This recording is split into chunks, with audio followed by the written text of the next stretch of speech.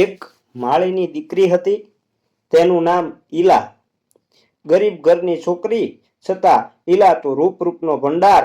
સવારે સાબડી લઈને બગીચે ફૂલ વીણે ને ફૂલમાંથી આખો દિવસ બેઠી બેઠી માળા ગૂંથે. સાંજે એના ભાઈ અને બાપ એ માળા વેચી આવે ને એ પૈસામાંથી ગરીબ ઘરનું ખર્ચ નીકળે. એક દિવસ બગીચામાં આવીને ઈલા જુએ તો ફૂલ ન મળે.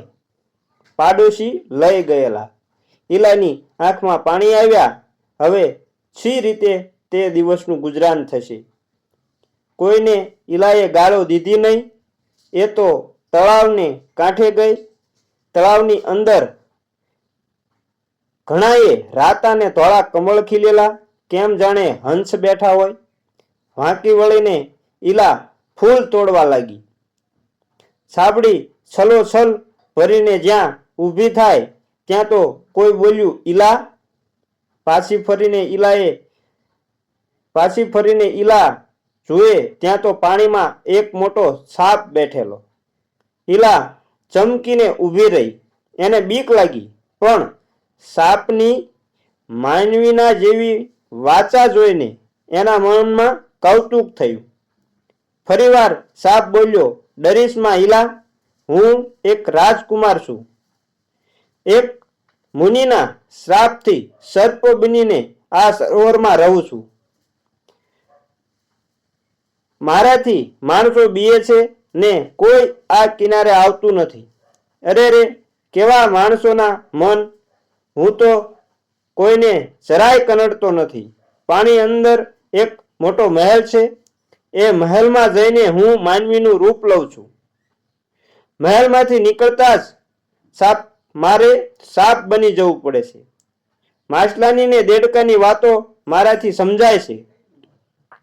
એ બધાની સાથે એક બે વાતો કરીને મન હળવું કરું, પણ ગમે તેમ તોય એ બધા તો માછલા ખરા ને હું તો માનવી.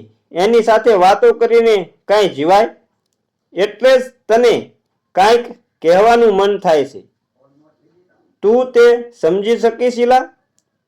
ઈલાનું મોં ઉઘડ્યું. એ બોલી, શું કહો છો? સાપ બોલ્યો, મારી સાથે તું વિવાહ કર. તને હું મારી રાણી બનાવીશ. કેટલા મણીમાણેક ને કેટલા હીરા મોતી તારા હાથમાં સોંપીશ. સુંદર ઈલા, ચાલ મારી સાથે. સાપની વાત સાંભળીને ઈલાને અફસોસ થયો. મનમાં થયું કે એની સાથે પાણીની અંદર જાવ ને જોઈએ તો આવું કે કેવું એનું રૂપ છે, કેવી એની ધન દોલત છે અને કેવો એનો ઘર સંસાર છે. અરે રે, એ બિચારાથી એકલા સી રીતે જીવાતું હશે? પણ એને બીક લાગી. કાંઈ બોલ્યા વિના એ ઘેર પાછી ગઈ. બીજે દિવસે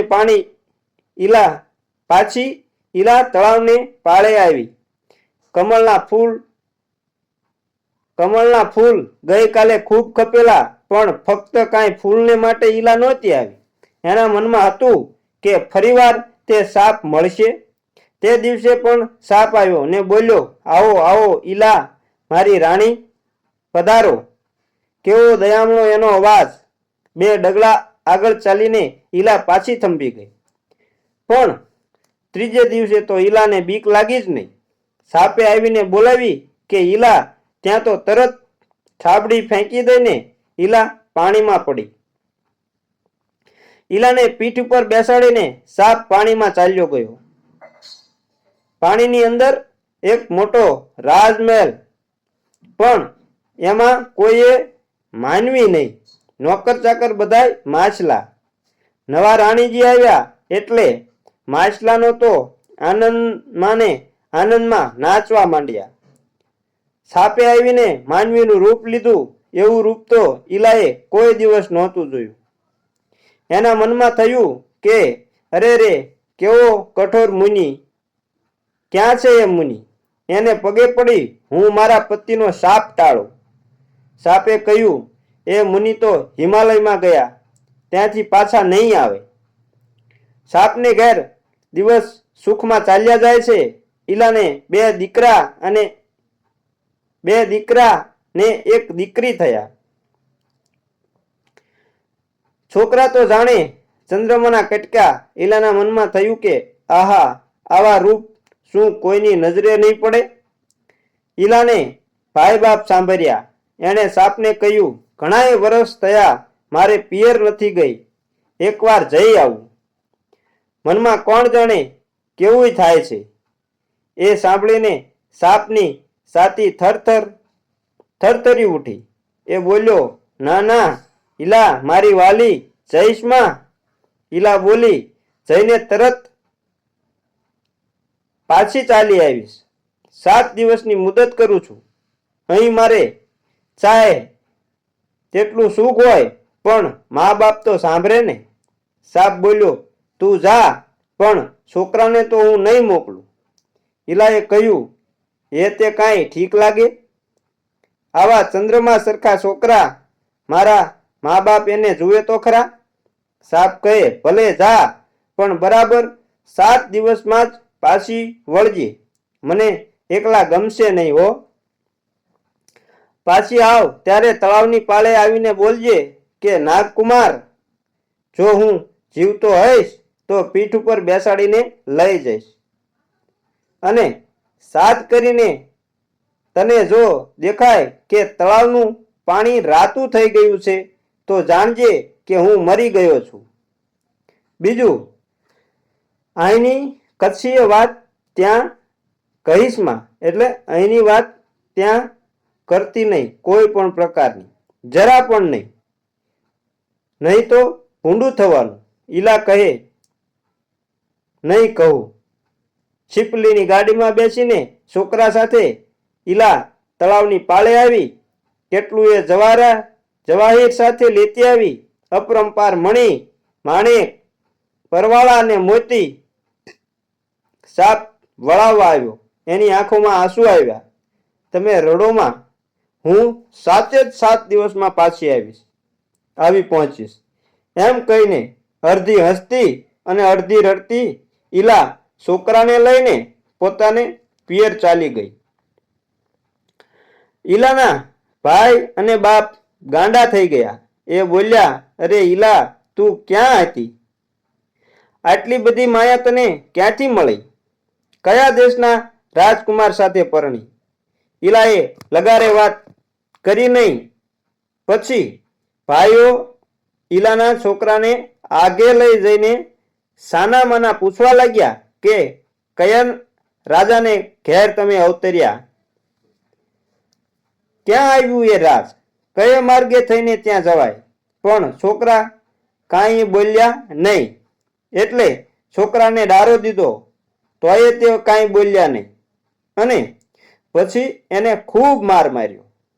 એટલા બધા માર્યા કે બાળકોથી ખમાયું નહીં. તેઓ બધું માની ગયા. ઈલાના ભાઈઓએ તળાવની પાળે જઈને સાત કર્યો. નાગકુમાર, ત્યાં સાપ દેખાણો. સાપને કાંઠે ખેંચી લઈ ખૂબ માર મારીને ઠાર કરી દીધો, એટલે કે મારી નાખ્યો. ભાઈઓ છાનામાના ઘેર આવ્યા. મનમાં લાગ્યું કે આ સાપને હાથે કોઈક દિવસ આપણી બેન મરી જાય.